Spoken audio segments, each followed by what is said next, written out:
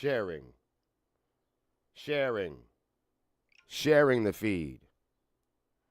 Everybody, we are sharing the feed. Welcome to William versus the World, our morning. What the hell is this? It's a discussion. I've been trying to decide. I mean, obviously it's a live stream, but is it like education? Is it news? It's just me running my mouth. It's a little bit of everything. All right, please, please, please, please, please, please, please share the feed. If you plan on watching this, make sure you share the feed. Share it to your story. There's a lot of groups, fucking Reddit, forget it, Twitter, Titter, Snapper, Flapper. Start sharing this shit. And you know what? The other thing I'm gonna do is I'm gonna try to go live on Instagram today.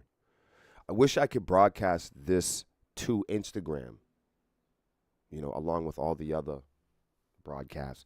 But the most powerful thing you can do to help me on this program, donations are nice and stuff like that, and I really appreciate that. If you guys didn't know, I'm collecting all the donations that I get here, and I'm allocating them to the Honeycomb Hideout so we can upgrade the Honeycomb Hideout on Wednesdays.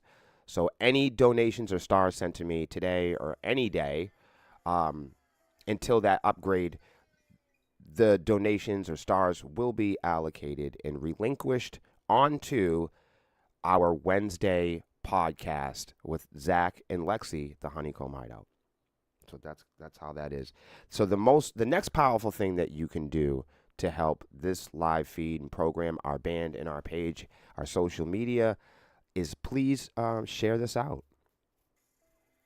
This is a daily weekdays. This is a weekdays and daily conversationalist stream about the music industry, social media, and technology. Every day I seek out, search out, I go do the homework. My team, my staff, we all hunt down the largest 5 to 15 biggest powerful stories in the music industry, technology, and social media. We put it up on the screen and then we all talk about it. But right now I'm in the sharing phase. How does my microphone sound today? I'm sharing. Come on. See how I'm doing? You hear that noise? That's the sharing noise. Promote. Network. Podcast. Independent. All that stuff. There's actually a lot of podcast networks I'm seeing. So I'm just gonna post to all of them. Fuck that. You never know. We might be able to reach new viewers. Oh, good, good, good, good. I tried to start off on the right note today, John. Thank you.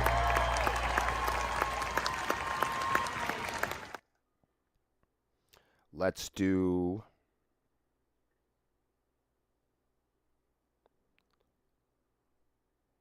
Oh, I'm stuck here. You guys got y'all coffee and everything?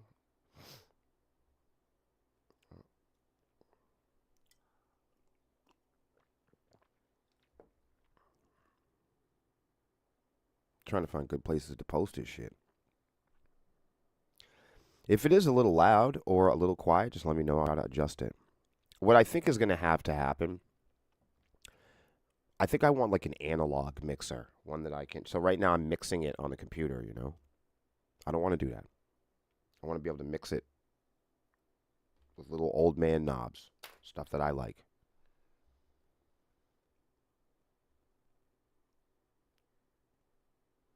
All right, you know what? I'm fine with this. This is what it's going to be. We'll be fine. We can always, share more later. Let's get to the fucking news. Oh, wait, wait, wait, wait, wait, wait. I've got to, the only thing I got to do is I got to go live on Instagram. All right, here we go. And what should I say? It should be William versus the World, episode 42.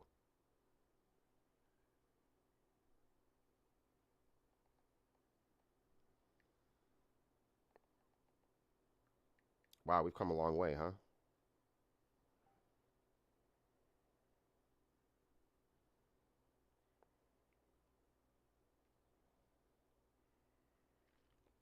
Now, this may not work. Like I might not like I might not even like it. You know what I mean? So I got them. I don't know if I should move this too. Like, should I go like that? That seems better. Let's do that. I hope I could pull this off. This is a little awkward. Hold on, because I don't want to not look at the camera. You know what I mean? That's fucking crazy. See, I got the phone over here. I'm hoping it doesn't mess up how I read shit, though, you know? Sorry, bear with me here. All right, that's pretty stupid, but I think I could deal with it. Let me see what happens when I move to... Ultimately, this isn't a good idea. I could already feel it. Yeah, because I won't be able to read. Okay. So what you can't see is I've got my phone over here. I'm trying to, like, set it up so it could work with Instagram. But the reality is I can't acknowledge everybody and read. That's fucking crazy. I don't like it. I don't like it. What if I did something like that? I don't like that either. I'm realizing I'm not liking it. That's what's going on right now. I'm not liking none of this shit. I might need another plan. I should have thought this out. I didn't think this. Yeah, this is why I'm always telling people, hey, you know, pre-production, think things through. Storyboard the shit out of your life.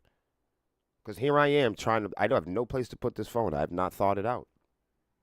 I'm just going to go live on it and then hope for the best. I just don't like the shot. And you know what I also don't like?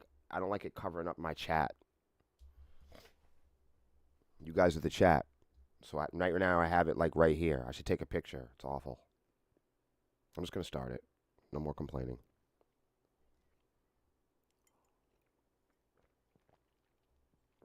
I've got the Melissa cup today.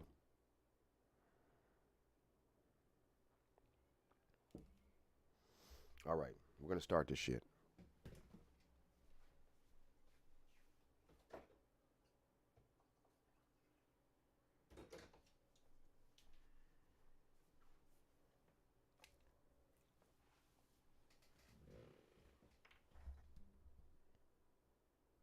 Yo, Hans, what the fuck are you doing on Instagram? Oh shit, what the fuck just happened? Yo, why are you on Instagram, bro? What's going on? Good morning, Dylan. How's it going? Good morning, Scott. Good morning, Chad. Good morning, John. I'm sorry that I didn't plan out the cell phone thing better. Welcome to William versus the World. I got a couple articles we can read in the top emerging stories in social media. There's a lot going on in social media. There's a fuck ton of shit going on in AI, and technology's crazy. But you know, we are a heavy metal band, so I got to cover the metal and the news and the music first. So let's get into that. I don't know what the hell I'm reading. I'm reading it along with you. Now, here's the thing. You guys that are at home on Instagram, you can't see the screen. So some of you guys at home are going to be like,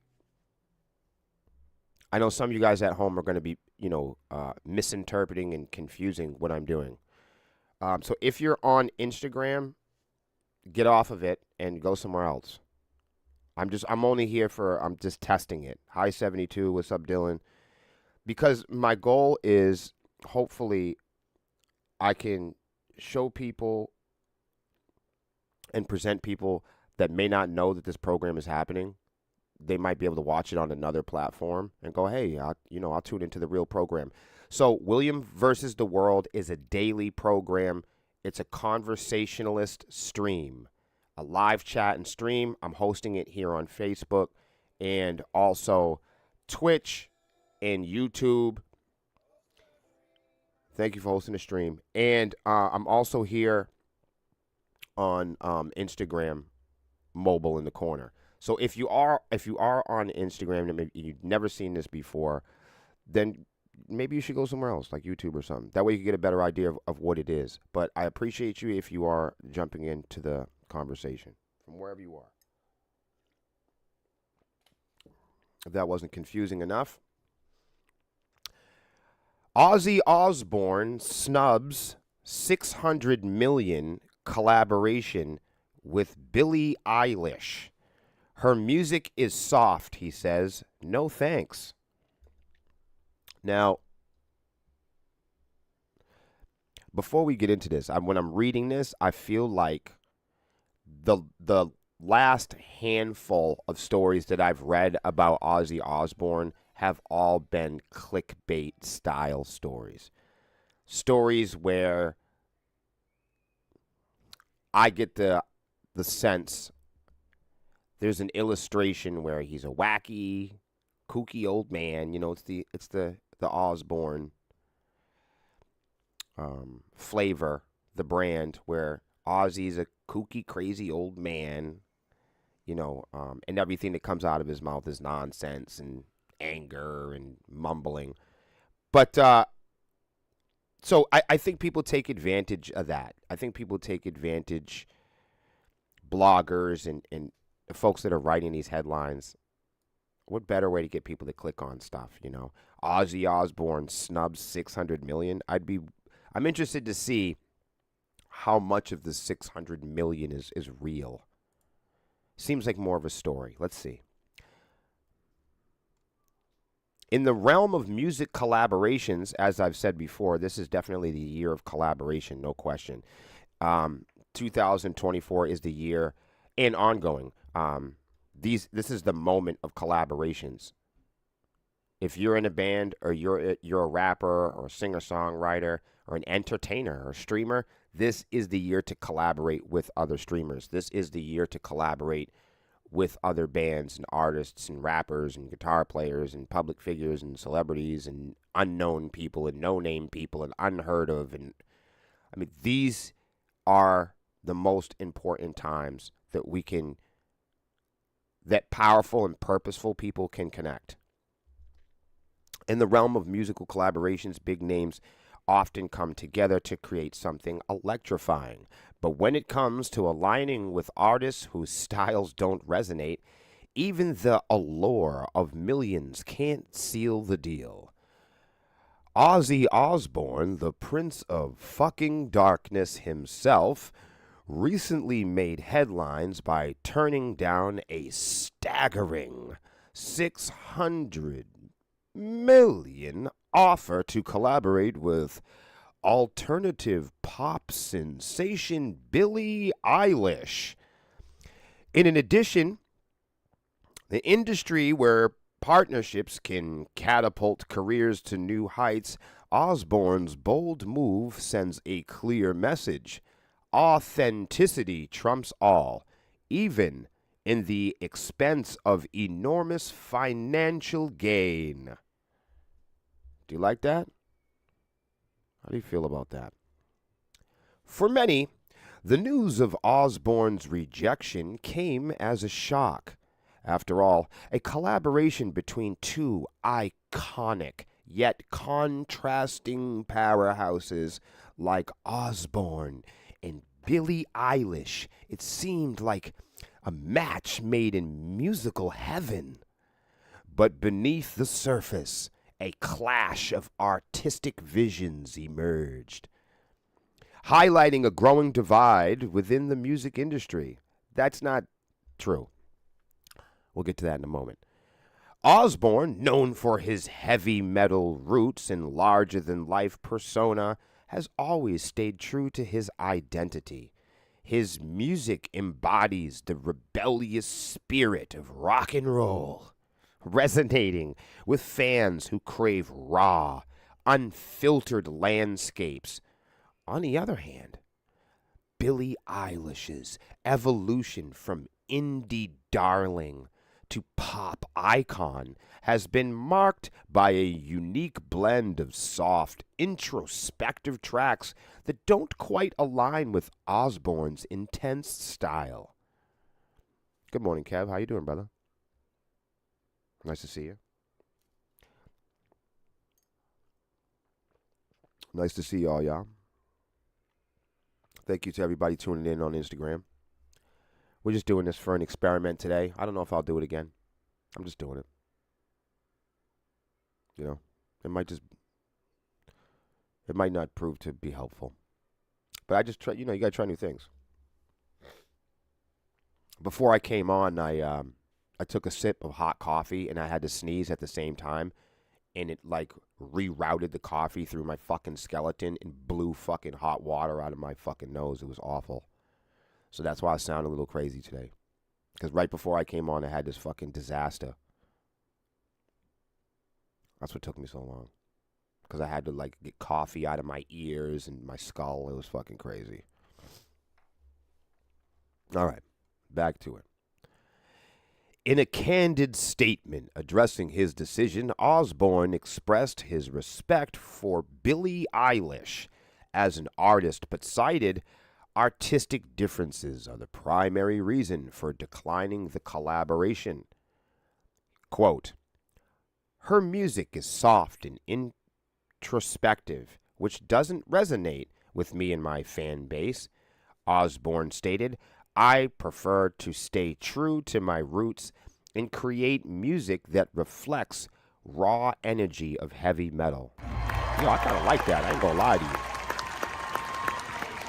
I ain't gonna lie. I actually, if this is a real story, I like that. You all don't have to agree with me. I'm just saying I like it. The decision to walk away from 600 million opportunity underscores where are they getting this 600 million from? They just keep throwing this, he declined 600 million. I don't know if I believe that. Like me, I'm skeptical. I don't buy it. That's because I'm fucking suspicious and paranoid and I grew up in prison. You're telling me somebody walked away from $6 million? I fucking doubt it. I'm totally for the authenticity thing and the heavy metal thing, but I'm not going to lie to you. If somebody offered me and Melissa to sing It's a Small World After All, and they gave me half of what they're offering, Ozzy Osbourne and Billie Eilish, you know what I mean? Like, whatever offering them kids, I mean, what the fuck? We'll sing the shit. It's a small fucking world after all. You know what I mean? Let's do it. Just saying. We're just in a different time. There was a time when keeping it real, I don't know what it amounted to. There was a time when keeping it real sent you to prison, at least. There was a time when keeping it real kept the bail money high. Motherfuckers don't want to keep it real no more. They want 600 million. But not Ozzy Osbourne. He's heavy metal, goddammit. Good for him. You got more backbone than I do, Ozzy. That's for damn sure. You're the Iron Man. Oh. All right. Enough. But beyond the financial implications, Osbourne's rejection raises broader questions about the role of artistic vision in music collaborations. In an industry where artists are often pressured to conform to popular trends or commercial formulas, Osbourne's stance challenges the status quo and calls into question the authenticity of artistic expression. Shit, I talk about this every day on the Sepsis page, and nobody gives a fuck. Go figure. Eilish. Every time I see her name, I want to say Irish or eyelash. It's almost like people that get crazy about the sepsis thing.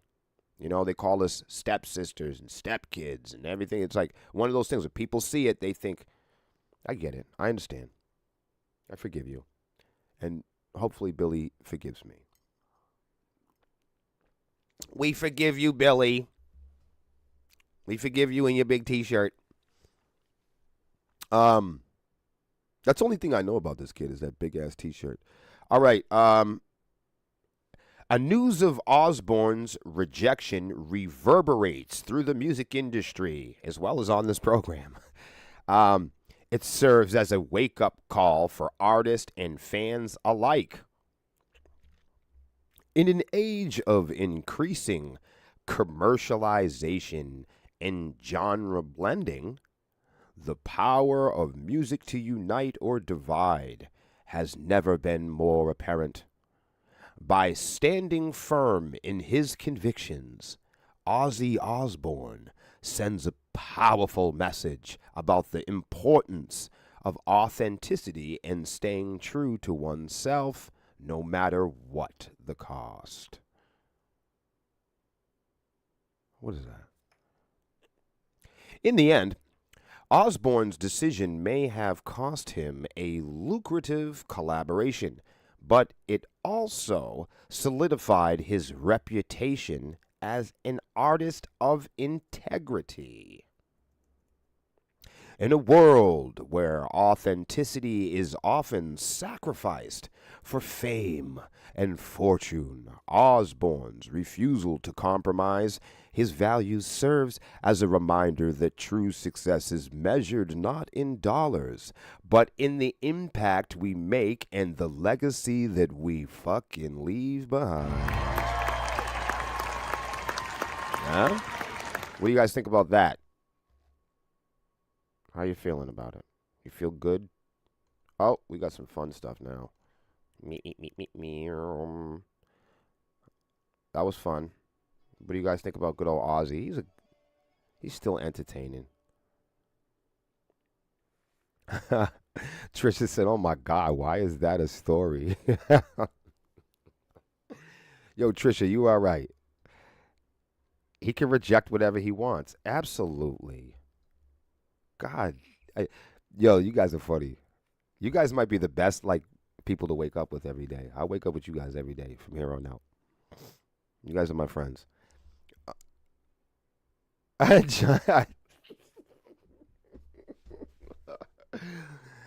John, John says, "I absolutely love how you're reading this shit." Yeah, you got to make it fun, right? It's world's too boring. I got to do something in this motherfucker. Look, it's like this, guys. I'm a vocalist for the band, and so I got to do some vocals on here, right? That's how we keep this interesting. I gotta, if I'm gonna live stream, I don't think enough live streamers use their voice. So when I do podcasting or like live streaming, I grew up in a time when broadcasting and radio. All of my managers, when I was a young hip hop upcoming youth and teenager, all of my managers. This is a true story. I first started as a childhood rapper and DJ, and I was a dancer. And some of my first experiences with rock and roll was going into radio stations, rock stations, and listening and watching the DJs and learning about broadcasting and engineering and, show production and stuff like that. I never could make the connection. I never could, at the time, I thought it was so goofy. They got me an internship at one of the biggest radio stations in town, but they had no rap. They had no hip hop. It was all classic rock and, top 100 rock stuff, And true story, I think I went in for a handful of internships, and the only thing that I loved about that experience at the time, I hated rock music at the time. It was just awful to me. That's because I was, a child. And I just remember sitting there going, how am I ever going to use this stuff, When is this rock and roll stuff ever going to be important in my life? When is this dude talking on the microphone and broadcasting, reading people the weather? How's this ever going to serve me, the hip hop master, the rap master, Will? You know what I mean? I was convinced that, that I was going to be a big rapper. And so I couldn't make the connection of how being in this hard rock, classic rock radio station was going to serve me or help me. And here I am, and, me and Melissa have been making a living off of broadcasting, streaming, for over 10 years. So in the end, it did help me. In the end, I didn't become a rapper. In the end, I have more to do with rock radio and broadcasting and using my voice and playing guitar than I ever thought. So it was weird, I entered that situation as a child thinking that my life had nothing to do with radio, that had nothing to do with talking or broadcasting or rock and roll at all. And in a complete flip and irony, that's exactly what happened. I came home and became a voice. Can y'all hear that? Because I could hear that, and that was bothering the shit out of me. I didn't like that. I just hear these people it's like when I do this fucking program, everybody wants to start landscaping. But there's a door here. I have a door outside that goes out to the porch. It's nice to keep it open while I'm talking. But these motherfuckers, they don't know I'm doing a broadcast. It's not their fault. It's like, but when I start this broadcast, they start mowing the fucking lawn. It's like, it happens right then. Let me read some of you guys' stuff. I don't really dig certain when different forms of music collaborate. I don't really dig certain music when different forms of music collaborate. I think that's what I'm getting. With the exception of Anthrax, Public Enemy, Biohazard, and Onyx. That was some good stuff. Collaborations are awesome. They can be awesome. They can be awesome for marketing, or they can be awesome for music. It's just a matter of, finding the right choices, I think, Excuse me. Hans says he would never walk away from 600 million people. Look, for most people would kill their children for $600 million. What are you talking about? I mean, there are people. If 600 million. If Ozzy Osbourne turned down 600 million, actually, period.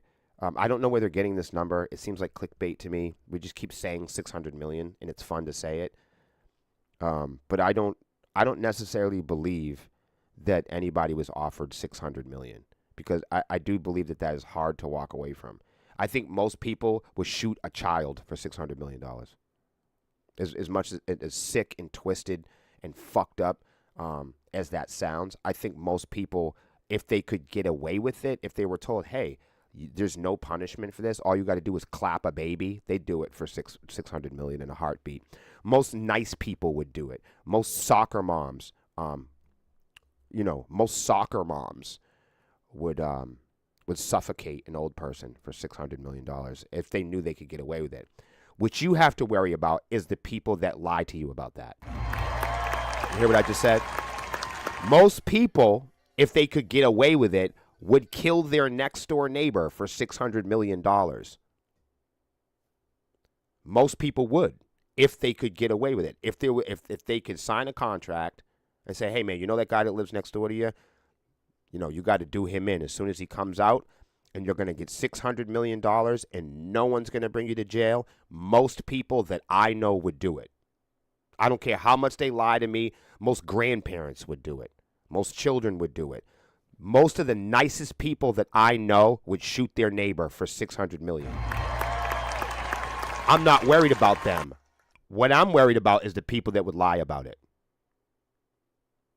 I know that most people would do anything for $600 million if they could get away with it. The thing that prevents people from doing things that they want to do is that they'll get caught. Most people want to rape little girls. A lot of men want to beat people up. People love cheating on their taxes and robbing people. If most people could have power over other people, they would. The problem is they get caught. If most bands could bully other bands, they would. If most people could make more money than their neighbors, they would. If they had the ability to tell others what to do and force other people to do shit, they do it. If people could remove and delete people from the planet Earth without getting in trouble for it, most people would do it. And the worst part of it is most people would fucking lie about it. That's the problem. I don't give a fuck about all the sick people. What I'm worried about is the people that cosplay like they're community workers. What I'm worried about, I'm never worried about the asshole cop that pulls you over. Yeah, he's an asshole. You know he's an asshole. Every time he pulls you over, he's going to go through your pockets. He's going to call backup. He's an asshole. You know if you get pulled over by the asshole cop, you're going to get you're going to get stretched. You're going to have all kinds of problems. Here he comes, the asshole cop. Everybody prepare for the asshole. What we don't like are people that are cosplaying like nice people, like good people, like fair people, to lure you in and then surprise you with being an asshole. I know most people are assholes, and most assholes are going throughout their day trying to trick people into believing that they're not assholes until they run into people like me. Because most people are people-pleasing so much, they never remind the assholes, hey, I see you, asshole. I know people are ready to commit crimes. Why? Because I lived with criminals my entire life. And I know the criminals that I lived with came from here, the street. That's what it is. So if most people could just win, if most people could just have 400,000 monthly followers, whether they were real or not, even if they could put that image out there to project and enforce and reinforce their power over others, they will do it. It's been proven. We've seen that here in the independent music industry. It's like two snitches calling each other snitches. You're a snitch. No, you're a snitch. No, you're a snitch. No, you're both fucking rats. How about that? Ozzy lost his biggest songwriter when Lemmy died. Oh, man. Damn. I didn't even know. So him trying to find a new one isn't a surprise. Turning down Billy was probably not his decision. See what I'm talking about? That's what I'm talking about, John. Speak that shit. That's what I'm talking about. They keep throwing out this number that he turned down $600 million to illustrate that he's a great guy, and not that he's not. Let me make that clear. But the whole thing is like Ozzy Osbourne turned down $600 million to avoid recording with Billie Eilish because he's a great, integral, heavy metal guy. The story, the illustration just seems fucking funky. I know most people, if they could get away with it, would cave somebody's head in, a stranger's head in with a hammer for $600 million. Most people will suffocate an innocent person for $300 million. No question. They just have to be given permission.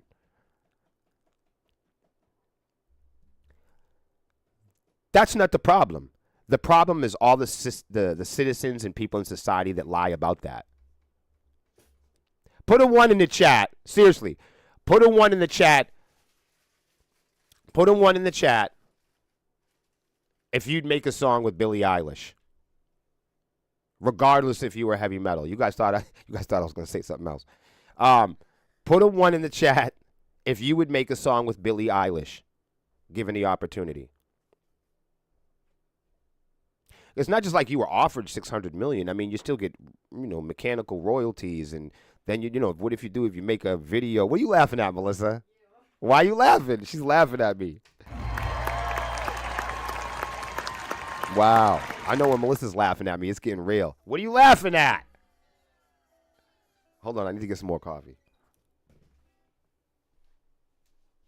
What are you laughing at? What's so funny?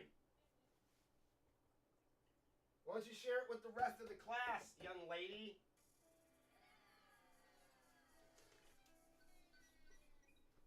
It's like when you're in school and and they're like, oh, why don't you share that with the rest of the class?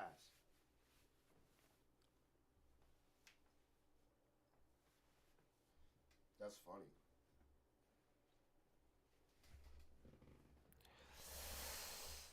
Yeah, Trish. I tell you, man. I wish you would have. I wish you wouldn't have been booked at Charlie's Hill, because I would have tried to book you guys for last weekend. You guys would have been a great addition to the party. We had a fucking kick-ass party last weekend, man. The bands were fucking awesome. But I feel like your band would have fucking nailed it, man. There's some good bands. The sets might have been a little bit long. I was trying to test this new, hour set theory. And don't get me wrong, it was fucking awesome. I think it's just a personal taste thing. Everybody had a great time. Hans said 1. John said 1.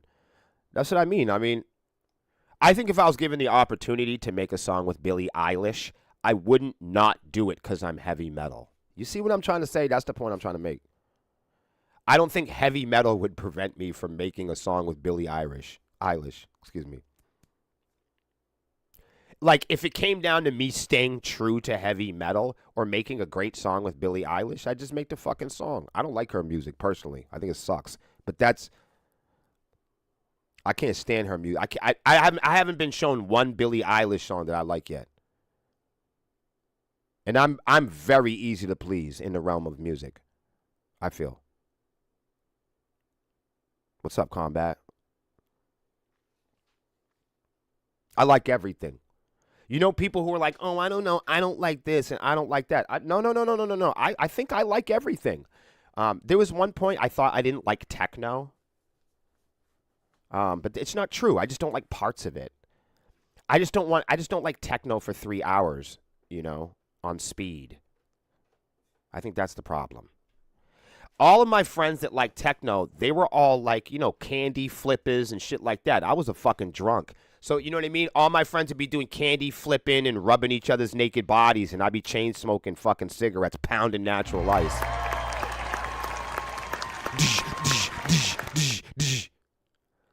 But I'll tell you what, I like me some Jersey beats now, though. Like, I never knew Jersey beats were so awesome until now. And then I realized, Melissa, do you know how many Jersey beats are in Sepsis music? They're everywhere. On a distant, like, it's everywhere. It's everywhere. Even the new song with you and Lexi, Bathwater. Look at that. Jersey beat. Hello to everybody on Instagram. I mean, it's interesting. I tried this Instagram thing. I've had the least amount of people watch me on Instagram ever. I'm never doing this again. All right, let me get back to reading because you guys were saying funny stuff. Scott says, true, very true. Rest in peace to Lemmy. I didn't know that, man. That is wildin'. Hans says, just say licorice candy? Out of everybody in the chat, Hans, I'd say you are the most qualified person in the office, and you make no sense on the stream. I don't know what you're ever talking about. You're my friend, you're my brother, I love you, I think you're a great guy. I don't understand what you're talking about right now. Are those bananas ripe yet? Ah, Chiquita. I used to do, like, you ever do this, like, when you was a kid? You know what I mean? Face tat. It's a face tat. You didn't do that when you was a kid? Face tat.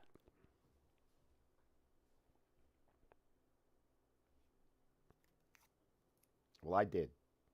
There you go. God forbid someone actually needs a dictionary to figure out what sepsis means.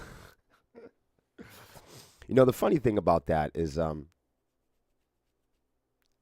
like, we knew that there was like a disease called sepsis, but if you notice, we don't spell it the same way. A lot of people ask us in interviews why we have our name. And I'm going to tell you guys the truth. You guys are the only people I'm going to tell you the truth right now. Nobody knows this but you guys. I'm going to tell you guys. You know how, like, lots of bands, they have names for a certain reason. There's a backstory to it. And the backstory to our story is that there isn't one. Yeah, our name sepsis isn't because of any English word. I know that there's an English word and it represents when the system is septic and there's a blood disease. I understand that, totally. I understand the infection and all of that. But at the time, you have to remember, we started the band in 2010. So the reason why we chose our name is because when we looked up the word sepsis, we didn't like what it meant. So we were like, oh, okay, well, it doesn't really matter. Let's just put an extra S on the end of it because we don't want it to come up in a Google search as a medical term. When people ask us what sepsis means, it means absolutely nothing. I know it's really disappointing. It means nothing. It doesn't mean the English word sepsis. In fact, there are actually a couple bands, there's like 10 or 15 other bands named sepsis after the disease. Go check them out. But we didn't name our band after the disease. We named our band just after itself. So that's the truth. Our name doesn't mean anything. It just sounds cool. That's it. It's not an English word. We made it up. So when you Google it, it only means our band. It doesn't mean anything else. Sepsis with two S's means us. And that's why we did it. So we could be Google searchable. So the ledgers made sense. So all the other bands, if they wanted to be a disease band or something like that, they could have that. But we just wanted, it's like there, and there. You know? It's like there, and there. They all mean different things. It's the same word. It may have the same type of pronunciation, the same sounding to it. Sepsis. So you think, okay, like, but it's not really. It means absolutely nothing, because it's spelled different. If you look up the word sepsis online and you spell it correctly, you'll find our band and nothing else. And that's why we did it.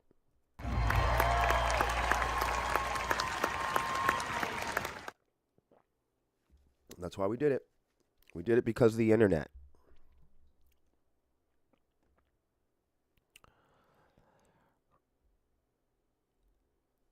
Scott says, I personally can't see it. Like I said, does he really need the dough? Yeah, that's what I'm saying. I don't even know if he needs it. Like, I don't know. Like, I don't know. Like if you're 70, if you're 70 years old, do you need another 600 million? I don't know. Excuse me. Thank you so much, John. Thank you so much, my brother. Thank you so much. I would say the people in this chat, the people in this program, I've definitely gotten a lot closer to. Brandon says, "Well, I'm gonna hear some of our raps. You got me interested now. Oh, you want to hear some of my raps? Um, I'm on a bunch of hip hop projects. I'm on hundreds. I've won awards. I'm on a bunch of hip hop projects. You know, I've been my hip hop projects have been reviewed by the Locks, Redman, Sticky Fingers, a bunch of industry people I've worked with and had the opportunity to show my music to and showcase my ability to throughout the years. Gospel, R&B, hip hop, gangster rap. A lot of people just don't know it, but I'm working this summer. I'm working on a huge hip hop project. Nobody knows about it yet, but the thing is I'm usually playing guitar or I'm singing on the records or I'm playing drums, you know. And of course, the last couple rap songs that were published with me on it, rapping, they always go viral. Every time I rap, I go viral. I'm the best rapper I've ever met in my life, and I'm not saying that to be a weirdo. I've never met another mortal human being that has the ability to rap better than me. Not in my entire life. I I I stopped rapping. I stopped rapping. Um, I stopped officially being a rapper in when I was 19 years old. I gave up rap music because rap music sent me to prison. So you know what I mean? Me being a rapper, in prison and stuff like that, they go hand in hand. Cause like when I rap, I was brought up on a different kind of rap. You know what I mean? So like when I rap in hip hop, I don't rap for people's enjoyment. I rap to kill motherfuckers. You know what I'm saying? I rap about violence. I rap about my life. So I don't when I rap about authentic topics. When I rap, you know what I'm saying? My type of rap is angry. And you know what I'm saying? And mean spirited. I don't rap about good stuff. That's why I don't rap. For me to take on my rap persona, I have to become a bad person. That's why I don't rap. Because when I rap, to me, for African Americans, rapping is about rapping is about being authentic. So in order for me to rap is to incriminate myself. In order for me to rap is for me to become, to share a secret and personal criminal behavior that is deep inside of me. You feel what I'm saying? That's what rap music means to me. Rap music to me is a fight. It's violence. It's a weapon to me. Rap music to you guys, or you know what I'm saying, to suburban kids at home, you know what I'm saying, middle class American kids, it's entertainment and it's fun. You guys dance and listen to the beats and stuff. For me, it's about slavery and police brutality and child abuse and gun violence. That's what rap means to me. It's about prison and being locked up and being hated. You know what I'm saying? Rap music to me represents a different force than it does for kids today. I don't party with rap. I kill with it. You know what I'm saying? I beef with rap. When I start rapping, I want to fight. I want to hurt people. It makes me something else. You see what I'm saying? When I express myself, it becomes real and authentic. I can't make music like that because for me, it's like dark magic. When I say I want to do something in a rap, I mean it. When I say I'm going to do something in a rap, I mean it. When I say something, I mean it. You know what I mean? Rap today, you could say whatever, you know, shake your butt and wear your jewelry and stuff like that. That's not, my rap music for me is more about being poor and abused and starving and dying and being homeless and being black. I don't know what rap is about today. You know what I'm saying? I started rapping in the 80s, you know, in the early mid 80s and into the 90s. So rap music for me was about going to jail. It was about crack cocaine. It was about getting shot at, getting stabbed. It was about the community not liking you. It was about being black. So that's, for me, rap was, for me, it was a way for me to be black because in my home, the black people hated me in my house. You see what I'm saying? So I grew up in a large black family, and you know, and me and my mom were the only light-skinned people in the house, and I was tortured by the black people in my family. They hated my guts. They still do.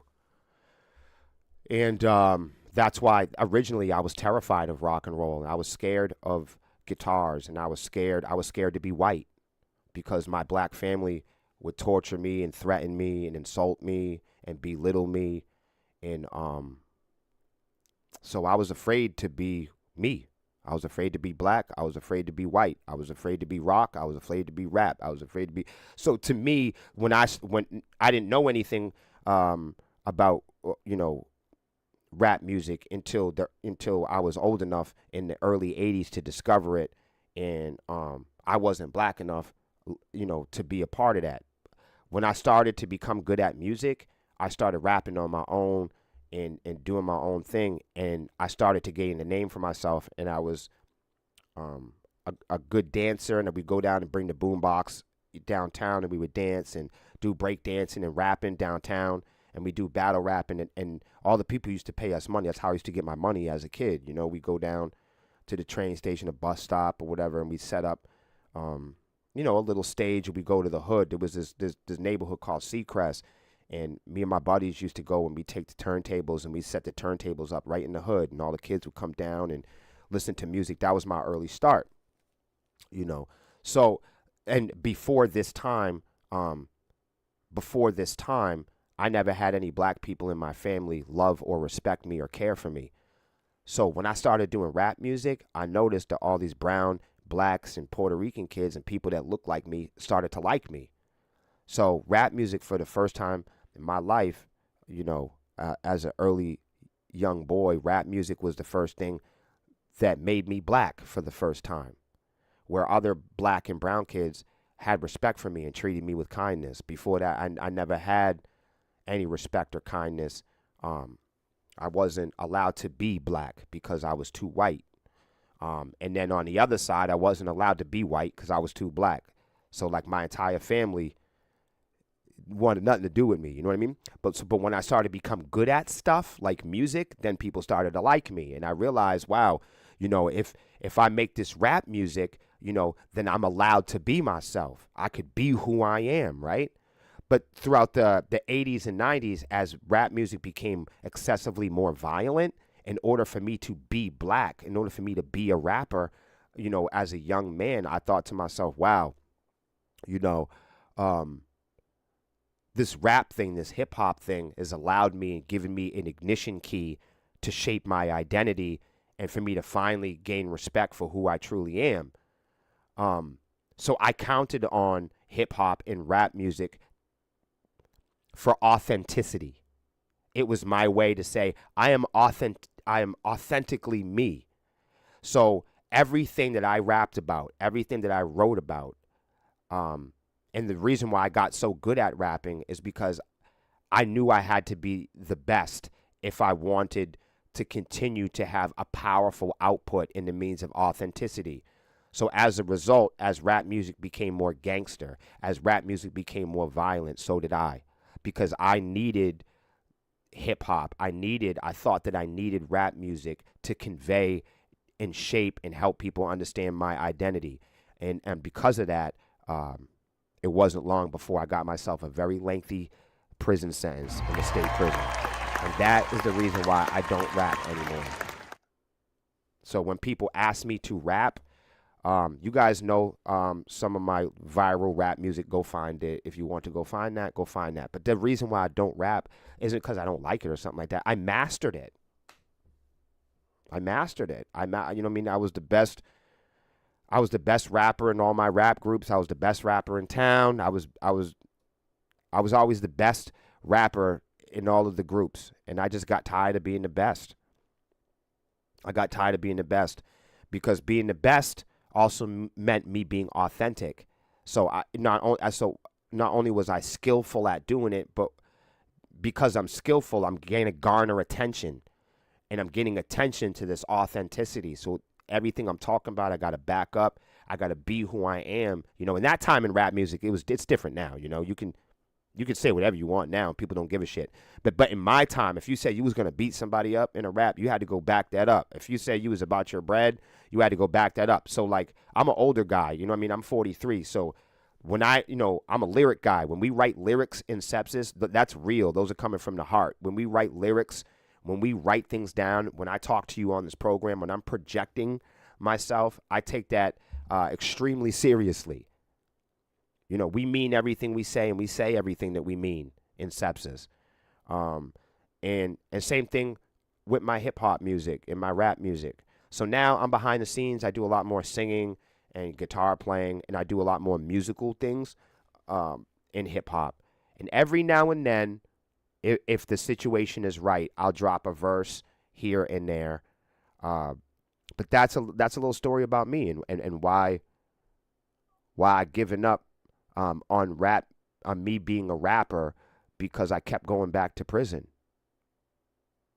over and over and over again. My whole life I went in and out of prison trying to be me, trying to be authentic, trying to prove something to a bunch of people who don't give a shit about me.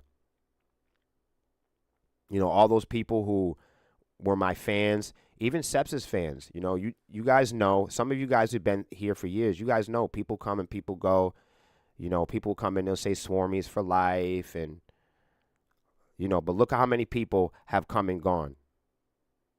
And we don't need any explanation or anything. I'm just showing you that people in life to say, "Oh man, keep it real, man, because we'll stand behind you." No, they won't. No, they won't. No, they won't. And now I'm not foolish enough to know that. So that's why I don't do rap music, because in my version of rap music, you have to keep it real. Just like in my version of rock music, in my version of Sepsis, we keep it real. That's why we do these programs. If there's one thing that irritates the shit out of people in the rock industry about me, is that I keep it real. The reason why Sepsis is such a strange organism is because I'm the leader of the band, and I grew up in court, and I grew up with lawyers and police officers, parole officers, lifers, and killers, and that's how I run the band. I run the band like all my role models. All my role models are murderers, killers, judges, police officers, state troopers. Those are my role models. Who's your role models? My role models are lawyers. My role models are lifers. My role models are gang members. My role models will die in prison. My role models are dead. Those are the people that I learned from. These are the people that I looked up to. These are the people that were my father figures, my lawyers, counselors, judges that sent me to jail for 3 years, 12 years. Those are my role models. Who are your role models? Who are your role models? Who did you learn from? That's me. That's my experience. That's my story. Shout out to my manager Gary for putting me on and making me an enormous rap star as a child. It was a lot of fun, and me and G are still close to this day. I love him like a father. I still have all of my mentors and all of the people that I look up to in music, with the exception of my mother.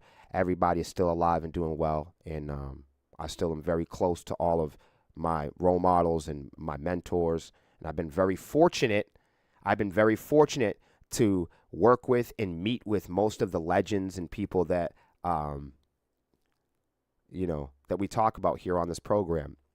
I felt bad about the Marilyn Manson thing because I met Marilyn Manson. I spent some time with Marilyn Manson. I spent an evening with Marilyn Manson once. I'll tell you the story later on at another time.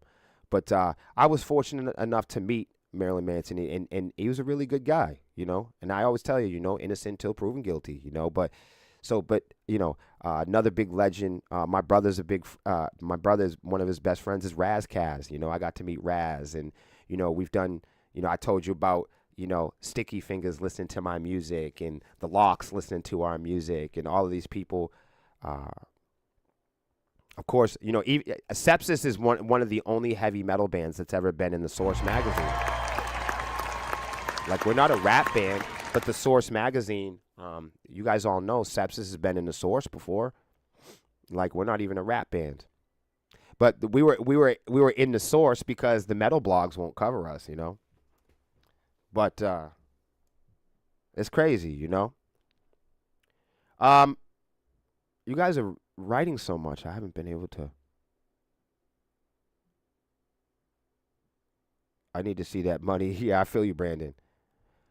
Now, I love rap music though. I wish I could tell you more about the projects that I'm involved in. Let's just say that I'm working with one of my childhood. I'm reuniting with one of my childhood collaborators, somebody that was with me from the early days of me making hip hop. I will be working on his album all year, this summer. I can't tell you who, I can't tell you what. Just let that happen. And then I shouldn't even be leaking this right now, but you guys know and love my son is an aspiring musician himself. Both of my kids are aspiring musicians, so stay tuned for both of my children to fuck shit up. Because both of my children are extremely talented musicians, and they're ready to take on the world.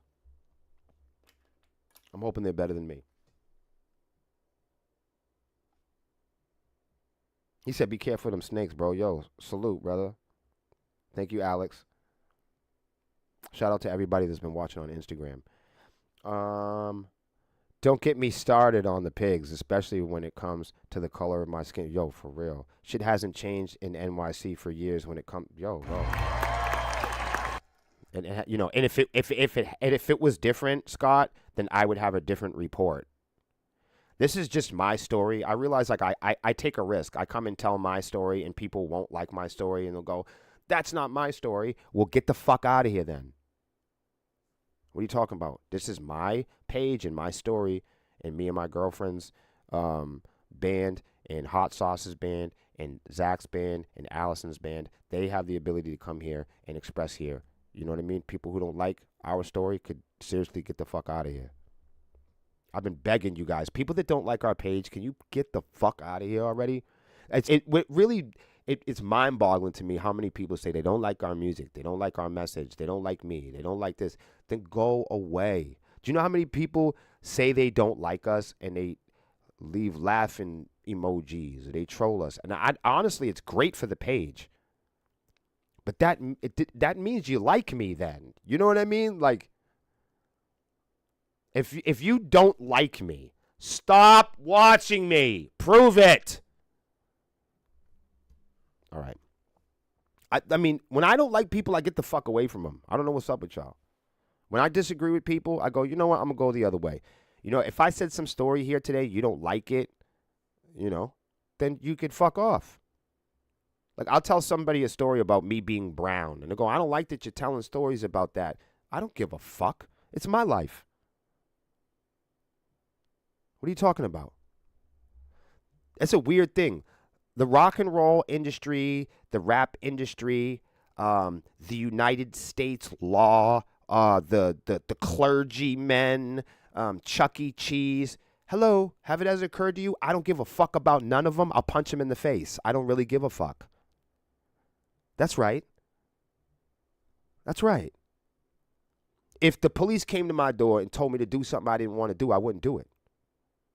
What are you going to do? You might do something different. See what I'm saying? If metal band A tells me to do something, I'm going to tell them to kiss dicks. If the music industry tells me, oh, you better not, I'm going to tell them to go fuck themselves.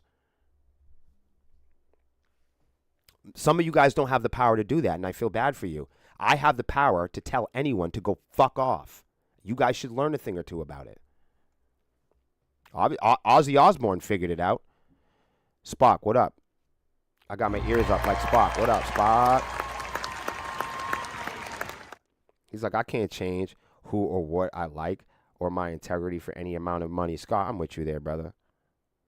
I'll tell you another story about that. Testing out new technology, always tricky. Yes, it is.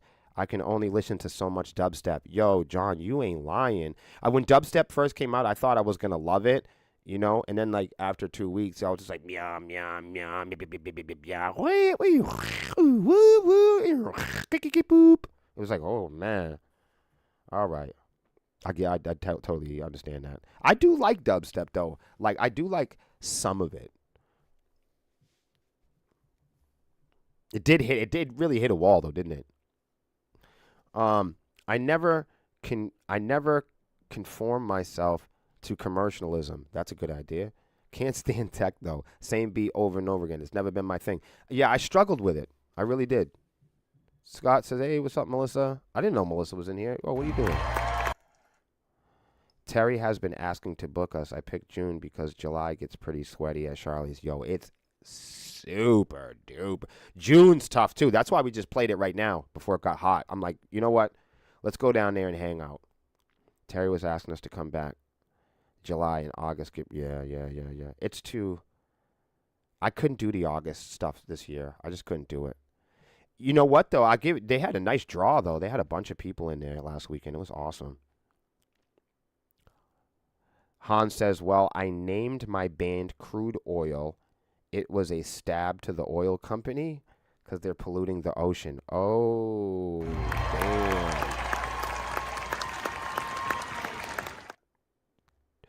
Wow. John says, we named our band Signed because of the sound and because we're burnouts.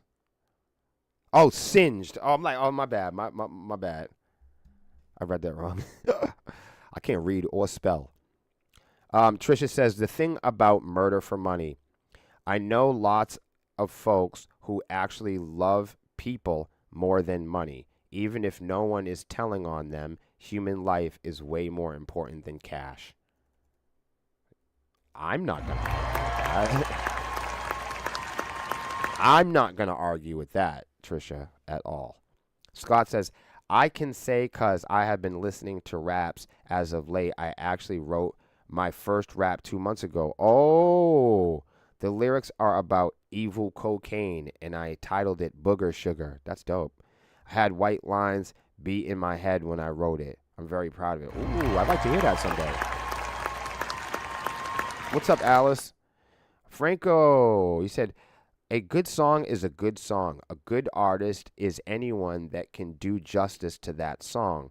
The only skin color I see and that everyone should is transparent. I agree with you, bro. You can see through me, and I can see through you that we're all equal in life and love. Damn, that was wonderfully said. Did you write that? Well, you wrote that here, but Robert says, my role is me in 10 years from now. Very well said. John said, my stepdad and his friend and my first bass teacher, Leroy, and the mighty Cliff Burton are my role models. Yo, that's dope. You guys are awesome. So I just want to come in quickly, and I don't want to make a big fucking deal about it. I just wanted to show you guys where to find some resources. Um, because yesterday everybody was really quite upset about my stance on Marilyn Manson. And I just wanted to tell you guys, the story was about Puff Daddy, you guys. And I'm just gonna lay this out for you. The reason why I made the story about Puff Daddy in his allegations is because I believe that rock and metal protect their sex offenders and pedophiles. That's why I did it. Because when we talk about Puff Daddy and we look at hip hop and rap, Puff Daddy is not signing record deals or going on tour. The difference between the two is that Marilyn Manson is signing record deals and going on tour with Five Finger Death Punch. Do you understand that? And in rock music, when we talk about Puff Daddy, we talk about him like he is a heinous, convicted rapist. And when we talk about Marilyn Manson, we're all stars at the dope show. Which is all the evidence that I need to explain and bring up the question, why does rock and metal protect sex offenders? Now, I understand it, and this is the last time I'm going to say it. Both of these men have one thing in common, okay? Is that they're both in a lot of trouble for sexual allegations and using their public figure to abuse people. That's what they have in common. Currently, they are both still under criminal investigation. Marilyn Manson for a minor. Now, you may like that information, you may not like that information. That's not information that I made up. That's not something that I want to have happen. That's not something that I wish for. That's not something. I hope they're both innocent. I hope they both go to court and in front of a jury of their peers, they are found innocent. Let me make it perfectly clear. If they are found innocent, that means that no girls were abused. Isn't that good news? But see, I think and suspect that some of you play favorites and pick and choose your favorite rapists. Because when we talk about Puff Daddy, all my friends in rock and roll and heavy metal have no problem holding him accountable, making fun of him, insulting him. He hasn't been found guilty yet either in a criminal court. But when we talk about Puff Daddy, we talk about how heinous he is and how obviously sick he is. And then when we bring up the situation with Marilyn Manson, we don't share the same view. What is it? Favoritism. Favoritism for rapists. Favoritism for alleged sex offenders. Both of these men have the same thing in common. They both pay their victims and their accusers to avoid going to court. Why not just pay your lawyer the same amount of money to establish the truth? You can't tell me that Puff Daddy and Marilyn Manson pay their victims and accusers because they're innocent. This is the argument that some of you are displaying for Marilyn Manson. Puff Daddy pays off his accusers. And we go, man, when you pay off people to avoid going to court, kind of makes you look guilty, Puff Daddy. But when it comes to Marilyn Manson, we say, oh, no. You know, he was recommended by his lawyers to pay these people off, and he did it because he's innocent. This reinforces my point of what's fucked up about rock and metal. You guys pick and choose your famous criminals. So I brought up a list for you today. So all you little rock and metal motherfuckers and all you people in the world could understand, this is not my news. It's not like I want this to be happening. I look at the top 5 to 15 emerging stories in the music industry and I put them on the screen here. It's not like I'm forcing Marilyn Manson to hurt people. Why don't you take that up with him? If what I'm saying upsets you about Puff Daddy or Marilyn Manson, then why don't you talk to your little rock and roll buddies, and why don't you guys ask them why rock and roll and heavy metal are allowing him to be on stage? People get more mad at me for showing you guys that the California Sheriff's Department is criminally investigating Marilyn Manson. When I say the California Sheriff's Department are currently investigating him and he has to answer to an allegation and litigation from assault on a minor. And next year he has to go to court for his allegations on children. Why don't rock and metal men, why do the men in rock and metal protect Marilyn Manson? What is up with y'all? Steve Adler, Guns N' Roses, domestic violence. William Savant, conspiracy to arson, burglary, assault charges. You guys should know this about me. Why not? It's public information. You guys can look me up. You guys can Google me, and you will find I did my time. So you might be asking yourself, why would I have a problem with somebody that is being accused of a heinous crime? Why would I bring this to light? Why do I think that this is important for us to look at? Well, first of all, because I have women in my life and children. Secondly, I'm in rock and metal. And third, in hip hop, we don't allow Puff Daddy to get on stage and go on tour until his charges have been cleared. A$AP Rocky, founders of A$AP Mob, allegations of sexual assault. Chuck Berry, scumbag, statutory rape. Kodak Black, indicted for sexual assault on a teenage girl. David Bowie, child sex exploitation. Chris Brown, award-winning R&B star. We know he beats up chicks. James Brown, award-winning musician. Aggravated allegations of rape. Alex Calder, singer-songwriter. Allegations of sexual assault. Glenn Campbell, arrested for beating up chicks. Harry Corain, no good news, allegations of sexual assault. Eminem, he beat up a couple people. Flavor Flav, he's beating up a couple chicks. Flea, Red Hot Chili Peppers, arrested for lascivious behavior, battery, and disorderly conduct. Marvin Gaye, allegations of child sexual exploitation. Gian Gomeshi, CBC radio host, multiple allegations of sexual harassment and sexual assault. Gary Glitter, attempted rape, possessing images of children being tortured, raped, and abused. Evan Steffens, frontman of Pinegrove, allegations of sexual coercion.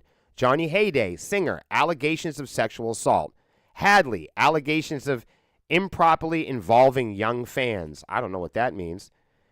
Ben Hopkins, queer punk band PWRBTTM, allegations of sexual harassment and rape. Michael Jackson, multiple allegations of child sexual abuse. Ethan Cath, Crystal Castles, allegations of domestic violence, coercive control, sexual harassment, and rape. R. Kelly, domestic violence and multiple allegations and convictions for sexual abuse.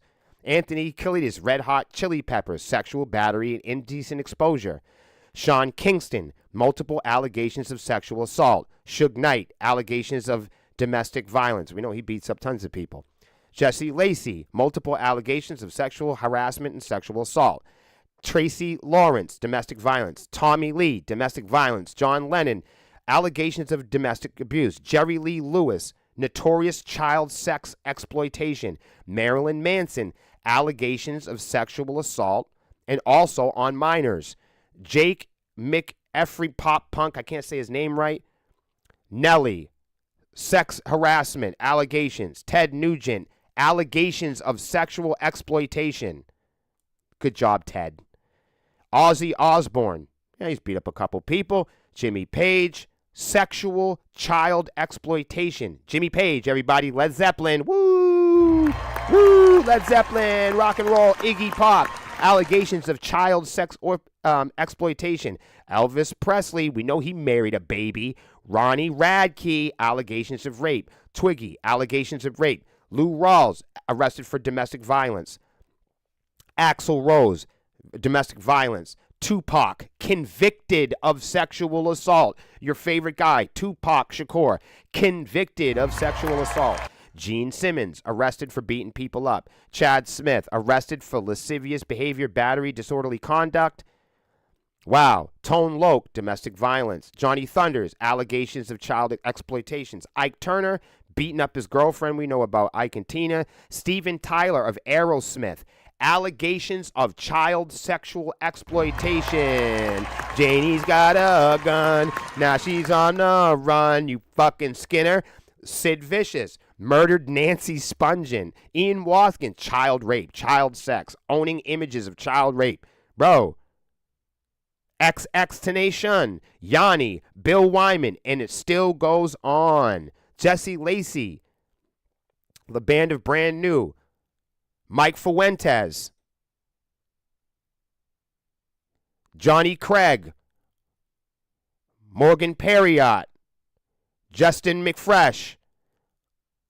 These are all bands of Mice and Men, Black Veil Brides, Blood on the Dance Floor, Panic at the Disco, Panic at the Disco again, Simple Man, Atlas Genius, Brand YouTuber, Motionless in White, Cage the Elephant, Bring Me the Horizon, Neck Deep, A Day to Remember, Good Charlotte, Set It Off, Ghost Town, Mom Jeans, Graduating Life, Belmont, With Confidence, Nothing But Thieves, LIFT, Melanie Martinez, The Orphan Dead Poet, Happy, Sorority Noise, Moose Blood again, Attila, Tiny Moving Parts, You Blew It, Real Estate, Barnes World, Somersault, The Orwells, Mac DeMarco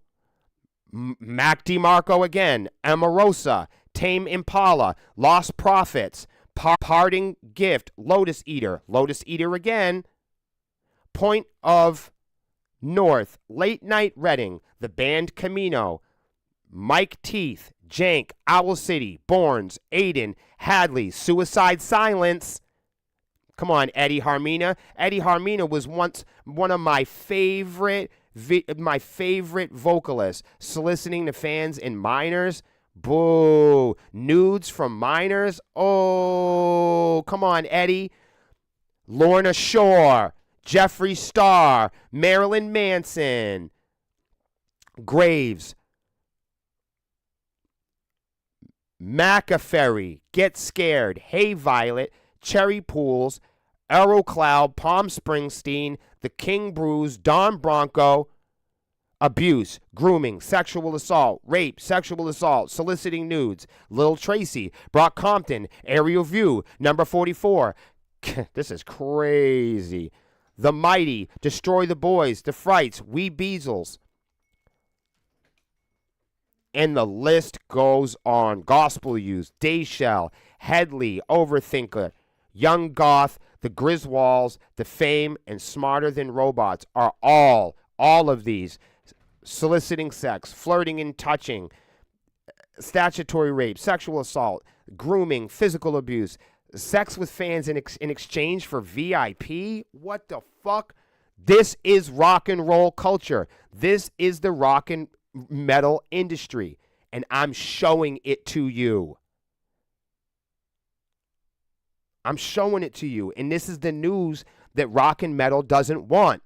Rock and metal is filled with crime, sex crime, stealing,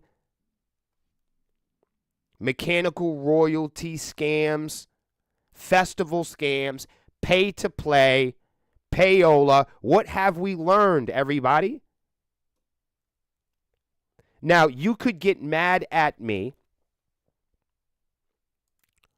for letting you know all of this news, because it's not great news. It's not great news when we find out that our favorite artists and people that we look up to, people that we're allowing on stage. And I want to make it perfectly clear, some of these bands here, it says too, this is a Reddit sheet too, where it shows actually the members of the band that they were in, why, the response, and the additional info. So for like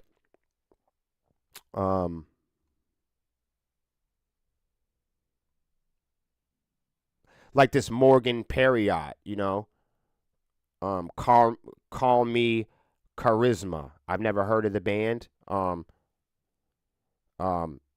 So why he was removed: rape, assault, statutory rape, pedophilia, and sharing fan nudes. That's just fucked up, man. The response threatened to sue his accusers, and additional info is he's still touring. See? So it not only gives you what they were involved in and accused of or alleged, but it also tells you the status, the reason why what happened, and the additional info. Anybody that wants to examine these lists of offenders, sex offenders, and abusers in the industry, I keep all of these things on hand. Anybody that wants the links, anybody that wants reference material or homework material and ledgers or court documents, come to me. So this is the rock and roll. This is the rock and roll world that we're in, where and don't get it twisted. I think that everybody should have the right to explain themselves in a court. I think everybody should have a right to a trial in front of a jury, a fact-finding trial in front of a jury of your peers to clear your name. And my thing is, if I was accused of any of these things, just as I had to when I was in prison, I had to finish out my sentence and clear my name before I was allowed back on stage. And I don't see what should be the difference here. What do you guys think? What do you guys think?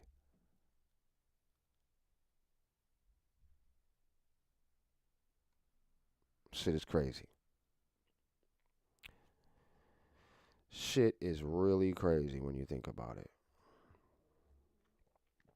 The difference between you doing time in jail and doing time, my brother, is you don't have the money or the games like these sick freaks to pay people off for doing wrong.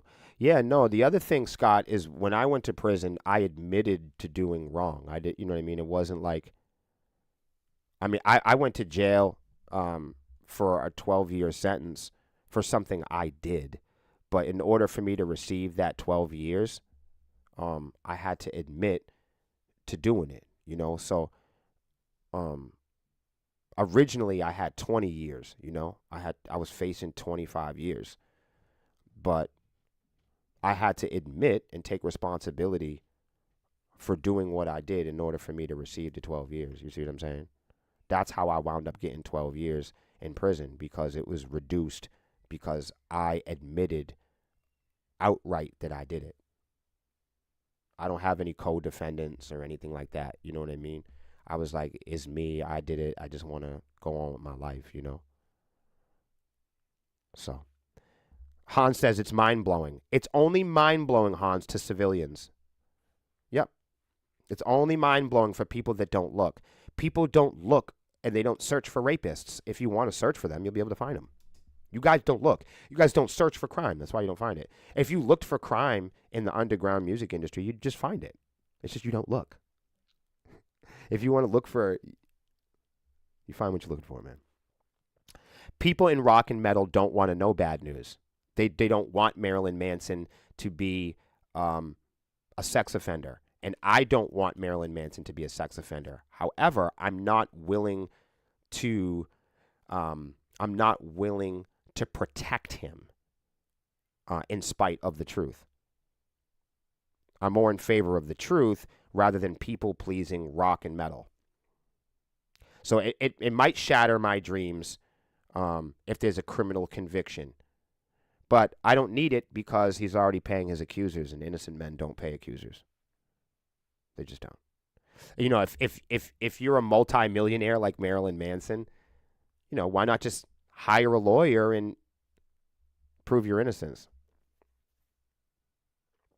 If you're going to use hush money, if Puff Daddy, you know, pays off Cassie millions of dollars of hush money to avoid a public trial in front of a jury of his peers, then why not just pay a lawyer to fight the case and you know, reveal your innocence? Yes, John. So you know, when I came home, I was 35 years old and I was on parole, and they told me, hey, look, like, you can practice with the band and stuff like that, but you can't start a company with the band. You can't tour with the band until you're done with this. And they made that perfectly clear, you know. And when I came home, at the end of it, you know, I had a parole officer and stuff like that. He shook my hand and he was like, he was like, you know, when you guys get established, I'd love to have a CD, and I'm excited to see you start your career. He said, now you can go and be who you want to be and live your life. And he shook my hand, and that was the end of it, you know. Scott says the difference is that they are famous and we are not. That's what I'm trying to show everybody, Scott. Listen to what Scott's saying. The difference is that they are famous and we are not. They have money and can make people money. We are real people. That is what it comes down to. Look at this list you are breaking down. They don't have to conform to society's rules like us. That is the sick and twisted truth, Brother Will. You're right, bro. You're right. If we had the money or we are famous like them, we would be forgiven and pay people off. That's crazy. That's crazy. Hey, man, I'll be back tomorrow for sure. I appreciate you guys sticking through this. This is the last time I'm going to cover this for a while. I just wanted you guys to see it. Anybody that wants to see it, it'll be here. You know what I mean? This isn't like some witch hunt or something like that. This is information that's already provided. I just want people to know, when you're going into a room, when you're going to the festivals, when you're going to watch these bands, you guys get to know who William is. I tell you guys the truth about me, and I put everything about me on the table because I realize that it's a privilege and an honor to have the opportunity to play in front of all of you amazing people. And I strive for the highest quality. So why shouldn't these guys? Why shouldn't we have the highest quality of human beings on that stage? I respect and love all of y'all here. Even though we might not all share the same features, or we don't live in the same area, we might not be the same age or skin color or listen to the same music or have the same belief systems, I want you to know out there that your differences from me do not separate you from William. The things that make you different might make you different in the world, but it doesn't make you different to me. I love and respect all y'all out there, and we are united by our differences, our unique values, and we all are here to make a contribution. So much love and respect to all of you that are authentic and are in a constant pursuit of developing the emerging truth. Much love. See you guys tomorrow.